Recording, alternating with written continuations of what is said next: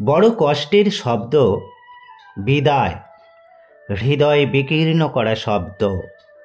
সামনে ফুটে ওঠে হৃদয়ের ব্যাকুলতা, মনের আকুতি।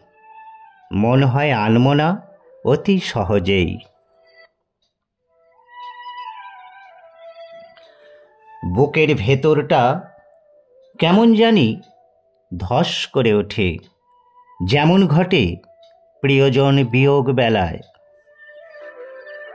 যদিও সকল বিদায় একই রকম নয়, কিছু বিদায় চিরদিনের জন্য, আবার কিছু ক্ষণিকের বিদায়। সবই কম বেশি দুঃখজনক।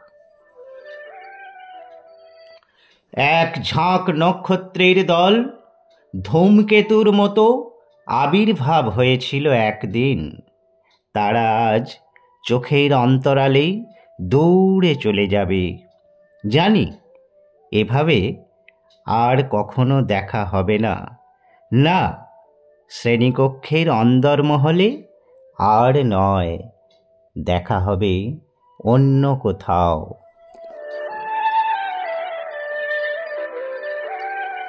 এটাই প্রকৃতির নিয়ম। এক প্রস্থান নেবে, তবেই ঘটবে নতুনের আগমন।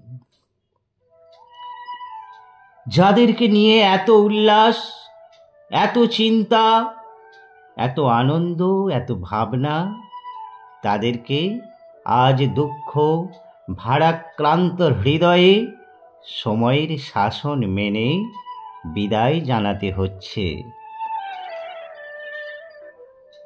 তাদেরকে আমরা সেইভাবে এই অঙ্গনে, এই প্রাঙ্গণে আর দেখব না।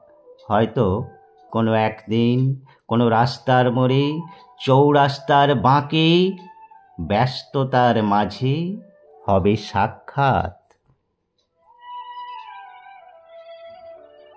স্যার কেমন আছেন? ভালো। তুমি কেমন আছো? ভালো। বেশি কথা আর হবে না। অরণ্য আজ বড্ড ব্যস্ত।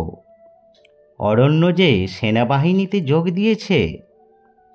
আর পবন, সেও খুব ব্যস্ত, ব্যবসা করছে, বড় ব্যবসায়ী হয়েছে। তানিয়া ট্রেন ধরবে, সে হয়েছে স্কুলের হেড দিদিমণি। তৃষা হয়েছে ডাক্তার।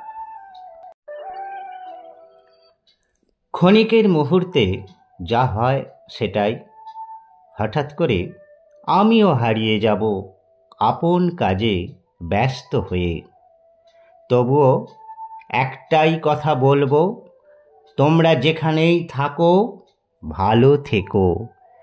যেখানেই যাও না কেন, তোমাদের সুগন্ধে সারা বাগান ভরিয়ে তুলবে।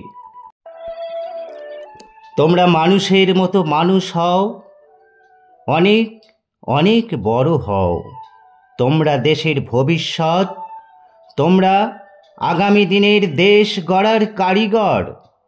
তোমাদের উপর রইল আমাদের উজাড় করা আশীর্বাদ আর ভালোবাসা। পারবে, পারবে তোমরা, এ আমাদের দৃঢ় বিশ্বাস। সামনের দিকে এগিয়ে চলো বন্ধু। তোমাদের সাফল্য কামনা করি।